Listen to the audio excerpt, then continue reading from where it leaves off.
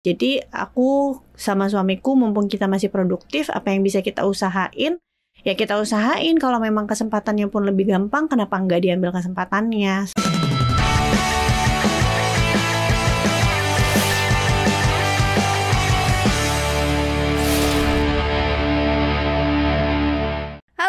Sobat Cuan, selamat datang di podcastnya Cuap Cuap Cuan. Apa kabar Sobat Cuan? Semoga selalu dalam kondisi yang sehat dan juga bahagia pastinya ya. Ketemu lagi di Laba pakai ibu-ibu dan juga bapak-bapak. Ini yang paling seru nih, karena Laba kita tuh selalu punya respon yang positif banget sama pendengar kita di Spotify. Good news. Jadi kayak mungkin relate ya sama mereka ya, topik-topik bahasan ya. Seperti biasa tim ibu dari sini ada Maria Katarina, ada Ibu Inta di sini. Halo Sobat Cuan. Dan juga ada Kakak Olivia Louis. Hai gengs, kita sudah siap? Ya sudah. Menjawab pertanyaan-pertanyaan misteri ini. Misteri ya, selalu loh. Selalu misteri. Aku suka deg-degan loh, serius. Jadi tema-tema tiba-tiba hah gitu, apa sih? Nah coba kita sekarang tarik satu nih untuk tahu temanya hari ini. Tada! Belajar dari orang tua, belajar jadi orang tua. Oke. Baik. Karena kita dulu dididik sama orang tua kita, sekarang Ya. kita jadi orang tua ya.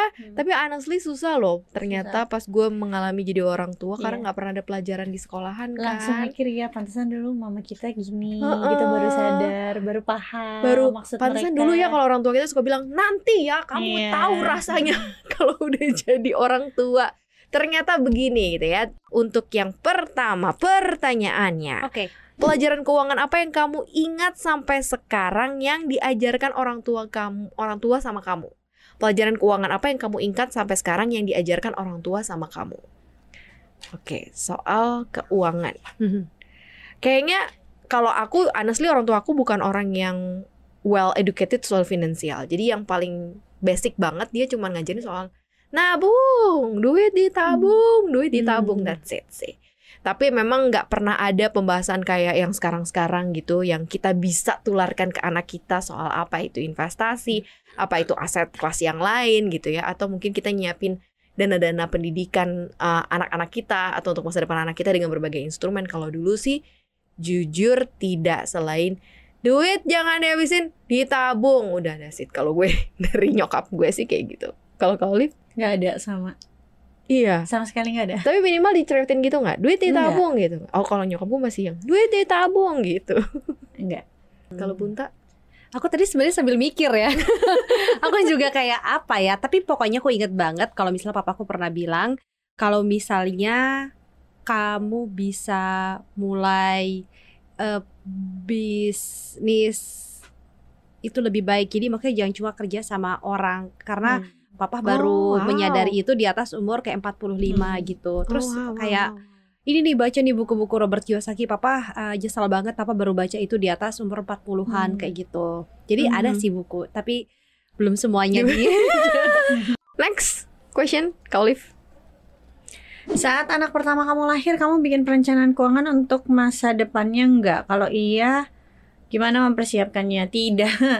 Waktu pas anak pertama lahir tuh kan berarti 2016 ya. 2016 itu kan aku masih dijatah sama suami. Maksudnya aku juga nggak ngurusin, pokoknya listrik semua suami yang langsung transfer. Jadi aku dikasih uang bulanannya tuh bener-bener untuk kayak makan, jajan aku kayak gitu. Shopping. Kalau sekarang kan beda ya, memang tahu semua. Jadi uang bulanan, uangnya ditransfer ke aku, baru aku bayar listrik dan lain-lain. Jadi aku nggak ada sih, lebih ke suami waktu awal punya anak, dia yang rencanain.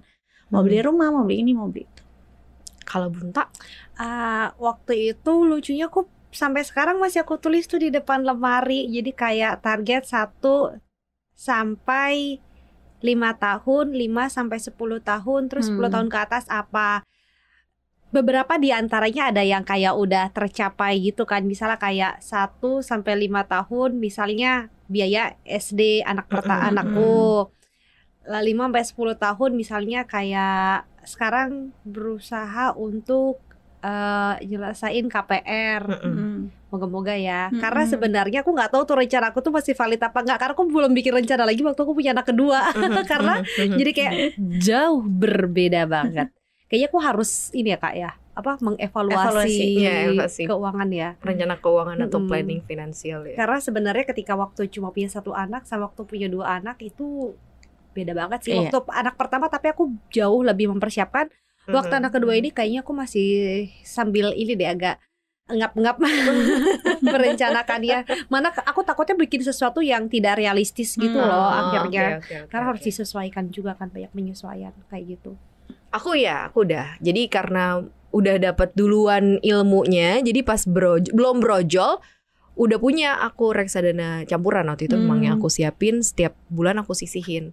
Jadi sekarang anakku udah mau 2 tahun, udah lumayan sih tabungannya dia menuju nanti mungkin mau masuk SD, SMP atau SMA buat kuliah gitu-gitu. Jadi ya lumayan ada yang memang didisiplinin, disiapin dari mulai aku di perut seperti itu gitu. Waktu itu aku pas nyiapin dana buat anakku TK sih ya, aku naruhnya di deposito bank. Aku jadi nyesel deh. Kayaknya ada yang lebih bagus ya sebenarnya. Tapi ya waktu itu kan nyari yang paling aman dulu, paling secure. Dan waktu itu ekonomi lagi bagus-bagusnya sih, tahun berapa tuh? 2012 sampai 2016 pokoknya ekonomi lagi bagus-bagusnya. Cuma sebelum ternyata tantrum ya. Iya, tapi justru malah di saat ekonomi bagus-bagusnya lebih bagus kalau tadi taruh ya. Taruh di RDPT, reksadana pendapatan tetap, atau reksadana campuran sih. Kalau reksadana campuran waktu itu gue masuk karena anak gue lahir pas COVID 2021 tuh lagi diskon-diskonnya gitu. Kalau sekarang ada yang bagus, ada yang enggak. Jadi makanya di-combine, makanya antara RDPT ataupun reksadana campuran. Oke, next. Bunda. Oh iya bener. Maaf. Apa pentingnya punya perencanaan keuangan sejak anak lahir? Dan bagaimana cara untuk konsisten ngejalanin rencananya? Apa pentingnya untuk perencanaan keuangan? Karena tadi sih kalau menurut aku setiap punya anggota baru di keluarga itu kayak pasti nanti akan jadi pengeluaran yang beda. Kemudian kita pasti juga pengen anak kita itu punya apa ya? Ada pencapaian yang misal kayak untuk kesehatan. Jadi ada biaya buat vaksinnya, terus nanti biaya buat dia kontrol, terus buat pendidikan kita kan juga pengen ya nanti dia bisa sekolah misalnya secure sampai S1 misalnya setidaknya. Pentingnya ya itu mungkin karena gue ngerasa bahwa mungkin gue bukan akan jadi orang tua yang di masa akhir nanti akan ninggalin harta berlimpah-limpah gitu. Jadi makanya semua yang disiapin dari sekarang tuh full untuk dibekalin buat dia gitu. Jadi kayak pendidikan yang baik, pendidikan yang bener-bener yang bisa bersaing gitu. Jadi memang uang yang disiapin atau perencanaan keuangan yang disiapin memang full untuk menunjang semua hal terkait mengenai pendidikannya dia. Apa yang gue bisa bekalin di dalam kepala dan otaknya dia itu yang bisa gue maksimalin gitu. Karena gue gak berpikir bahwa nanti gue akan ninggalin tanah sekian hektar atau deposito atau harta segala macam. Dan aku memang juga tidak mau mendidik anakku untuk merasa bahwa gue secure nih soalnya kayaknya harta nyokap bokap gue gitu kayaknya cukup. Gue gak pengen seperti itu. Gue pengen dia fight buat dia dan masa depannya dia maunya seperti apa, pendidikannya seperti apa, khususnya itu yang aku siapin gitu. Keuntungannya lebih dini sih sekarang kayak ada colongan aja. Misalnya nanti dia baru mau masuk SD 6 tahun, ada 5 tahun nih yang memang bisa kita prepare dari awal.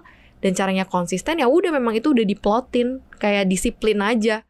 Enggak, itu emang udah jatahnya. Mau lagi mepet, mau lagi apa, tapi tetap aku kayak paksain pos itu harus keisi lebih dulu sih. Kalau aku sih kayak gitu. Kalau aku tuh sebenarnya belajar perencanaan keuangan pas hamil anak kedua ya. Jadi baru benar-benar ngaturnya itu pas anak kedua. Pasti penting banget. Itu kenapa jadi sadar kan pas punya anak kedua kalau ngatur keuangan itu sangat-sangat memang dibutuhkan. Kalau enggak nanti bisa kehabisan nafas pas kita udah tua. Sebenarnya belajar dari pengalaman sih. Karena mamaku dulu juga kan anaknya banyak. Pas hamil aku tuh usianya udah 45 tahun. Means pas aku gede itu udah nggak usia produktif lagi ya. Makanya pas ngebesarin aku tuh udah secara finansialnya tuh udah empot-empotan banget lah. Dan aku nggak mau kayak gitu. Jadi aku sama suamiku mumpung kita masih produktif, apa yang bisa kita usahain ya kita usahain. Kalau memang kesempatannya pun lebih gampang, kenapa nggak diambil kesempatannya seperti itu. Kalau misalnya dana pendidikan sih udah pasti itu paling penting ya. Walaupun penting, kita pengen yang terbaik, tapi tetap harus lihat. Kalau menurut aku pribadi ya, tetap lihat kondisi keuangan kita juga. Kalau kita mau yang baik banget, berarti harus ada harga yang ditukar. Harga yang ditukarnya tuh apa sih? Misalnya tadinya satu sumber income dari suami doang.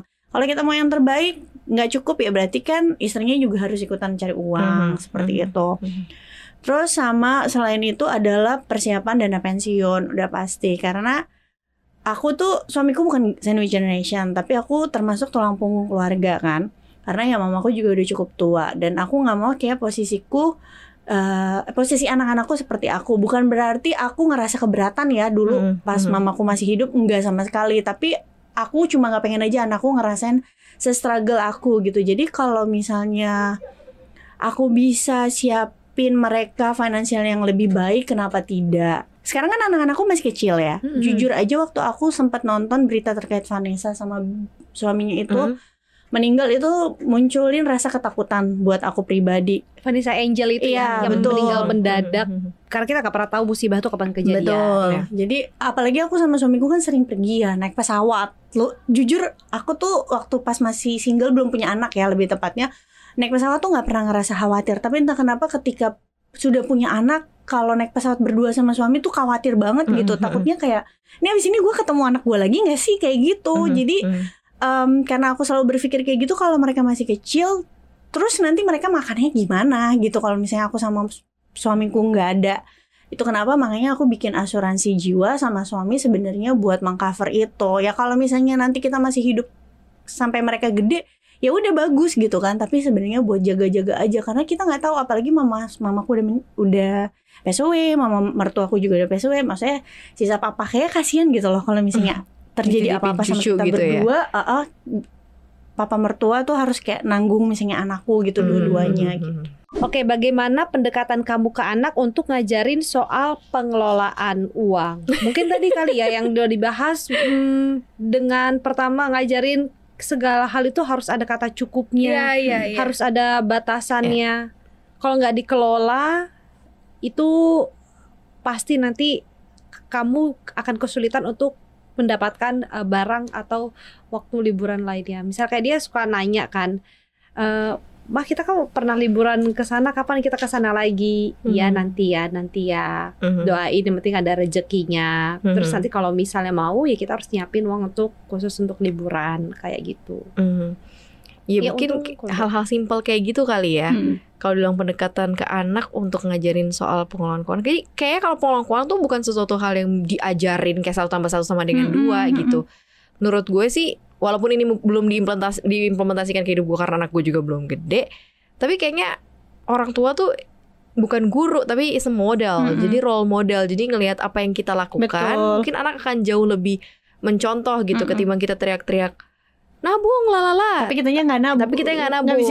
Ya, makanya gitu. Kita mungkin lebih akan lebih bisa berhasil kalau prakteknya adalah yuk ke bank, mama mau nabung gitu. Jadi dia ngeliat mama aku nabung, mamaku menyisihkan rezekinya mungkin sebagiannya untuk ditabung untuk goal-goal yang lain. Mungkin kalau untuk ngomongin goal dan lain-lain itu kayak nanti kalian tunggu sampai makin besar. Mungkin selebihnya seperti itu. Tapi kalau aku disiplinin ke diri aku sih ini, kayak dari sekarang tuh dari dulu banget dia tuh udah punya sering dikasih duit gitu sama kakeknya, sama neneknya, sama om-omnya karena anakku tuh cucu pertama dari dua belah pihak, dari aku maupun dari suamiku. Jadi tuh udah kemana-mana lah dapetnya, entah dapat sekian 10.000, 100.000 atau apa. Nah tuh aku berusaha sebaik mungkin tidak menggunakannya. Jadi aku simpanin tuh uangnya, kadang aku top up masukin ke reksadana dia semua gitu. Jadi itu semua yang dari keluarga nggak ada yang aku pakai, semuanya udah jadi punya dia. Pernah untuk dikasih kunci motor juga nggak? Ternyata berharapnya kunci rumah bukan. Kalau aku gitu sih. Ya mungkin gitu kali ya Kak Olivia. Kalau Olivia gimana? Iya oke banget. Nah, aku tuh penasaran deh, sebenarnya anak itu boleh gak sih kita kenalin konsep kayak nanti uangnya bisa habis kayak gitu. Soalnya anakku pernah temennya nanya, kok kamu gak kayak gini? Iya soalnya uang mamaku lagi habis gitu. Boleh gak sih sebenarnya kayak dia merasa bahwa orang tuanya ada momen dimana bisa kayak gak punya duit nih kalau misalnya terlalu banyak. Tapi nanti justru malah dia berpikir, ternyata uang orang tuaku bisa habis juga ya, walaupun udah dikelola gitu. Kalau aku prefer kayak better ngomong ke mereka ada uang tapi alokasinya bukan untuk itu. Jadi ketika kita kerja, kita punya pendapatan, ada yang bisa memang kita pakai untuk bayar sekolah, untuk bayar les kamu, untuk jajan, tapi juga ada batasannya dan ada yang harus disimpan untuk nanti di masa yang akan datang, misalnya untuk pergi liburan atau misalnya ada yang sakit dan lain-lain gitu. Jadi jangan bilang, kalau menurut aku pribadi ya, jangan bilang kayak uangnya habis gitu. Karena menurut aku itu kayak takutnya nanamin negatif mindset gitu loh. Bad affirmation juga. Kalau itu kayak bertentangan sama akunya gitu. Kayak gue tuh gak mau sebut uang habis karena bad affirmation gitu loh. Tapi mungkin untuk kenalin ke anak ya caranya tadi kalau Liv kayak udah paling bener deh. Duitnya lagi disimpun buat yang lain gitu ya. Ada uangnya tapi bukan alokasinya ke situ. Jadi kalau kamu mau itu, berarti kita harus tunggu nih periode berikutnya. Ketika yang memang ada spare-nya untuk itu gitu. Next, menurut kalian perlu nggak bikin celengan klasik untuk ngajarin uang ke anak? Misalnya bikin toples untuk nabung, belanja, dan sedekah.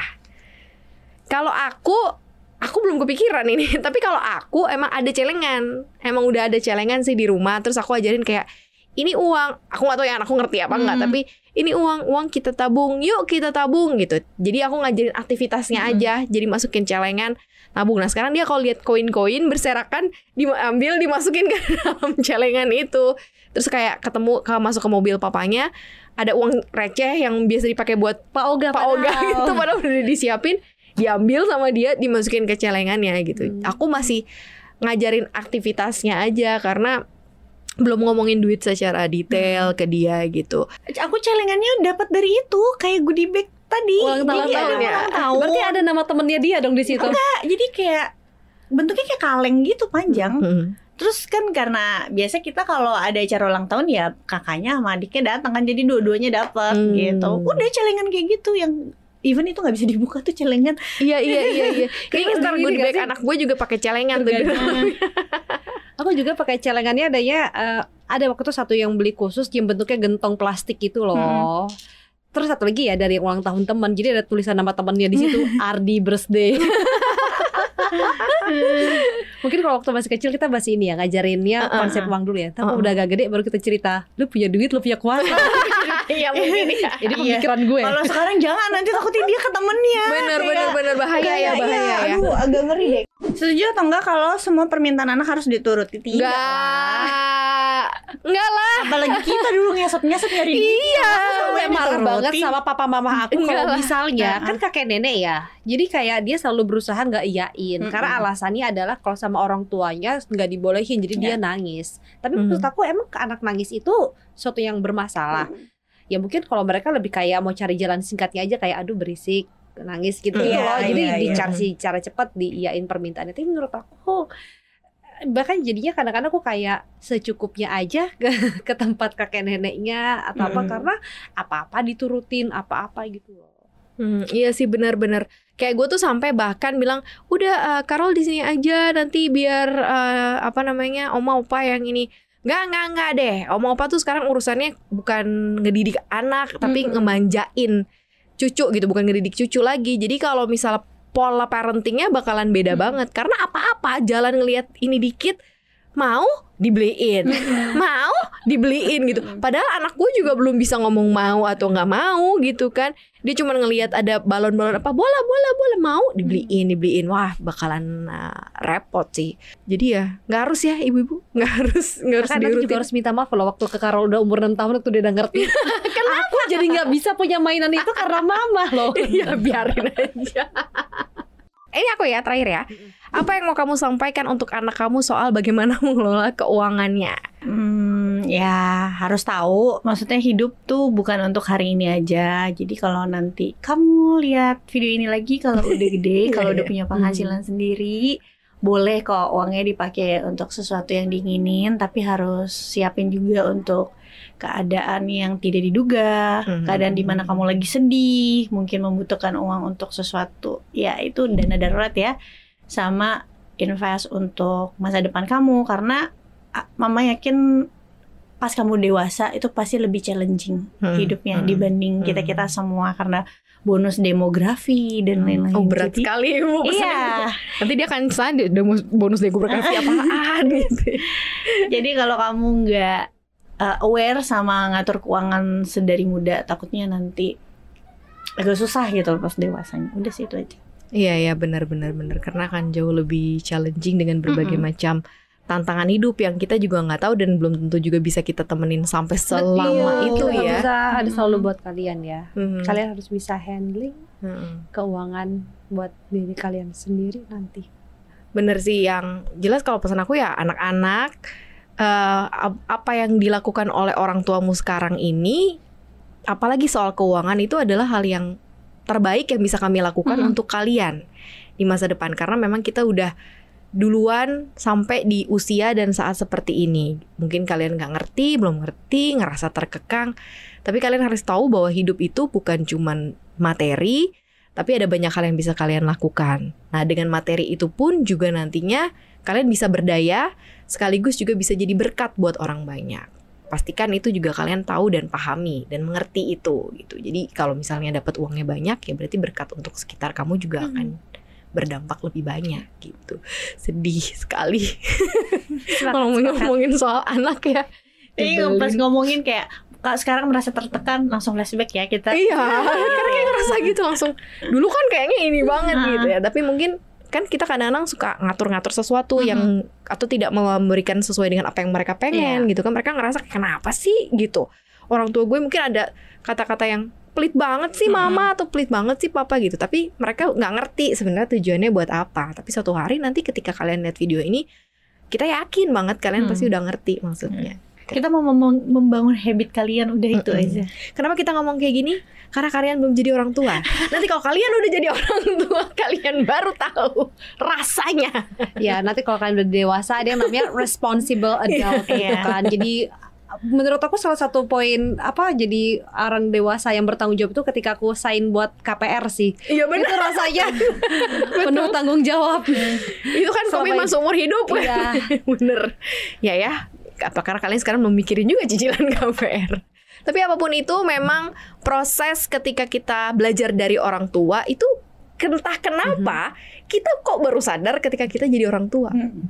Jadi hal-hal yang orang tua kita lakukan, kita baru sadar sekarang nih, begitu kita jadi orang tua. Mungkin kalau misal Sobat Cuan yang masih punya orang tua khususnya sekarang dan masih belajar di sana, coba deh kalian mencoba untuk memahami apa yang sebenarnya mereka ingin lakukan untuk kalian. Dan dipikirin deh, kira-kira nanti kalau saya punya anak bakalan kayak gini nggak ya? Atau bakal seperti apa tantangan dan dunia ke depannya? Itu nanti akan beda banget 180 derajat. Sayangi orang tua kalian yang ada di sekitar kalian dan siap-siap buat jadi orang tua Sobat Cuan karena nggak ada sekolahnya ya. Jadi orang tua ya, semuanya learning by doing, sharing dan juga belajar dari lingkungan itu yang paling pasti. Thank you banget ya udah dengerin Laba kali ini. Mudah-mudahan bisa jadi inspirasi, relate nggak sih sama kalian? Kita nih hidupnya tim mana nih? Tim Inta, timnya Maria, atau tim Olive gitu ya. Mungkin kalian ada yang sama gitu, yang kehidupannya sejalan sama apa yang kita lakuin gitu. Dan mungkin tapi keputusan-keputusannya berbeda ya. Karena setiap keuangan atau masing-masing dari kita punya keputusan yang berbeda. Thank you banget udah dengerin kita bertiga. Jangan lupa dengerin konten-konten kita lainnya di Apple Podcast, Spotify, Anchor, dan juga follow aku di Instagram kita di @cuap_cuan. Subscribe juga YouTube channel kita di Cuap-Cuap Cuan, di like, di share, dan juga di komen ya. Kita bertiga pamit Sobat Cuan. Thank you. Bye-bye. Bye.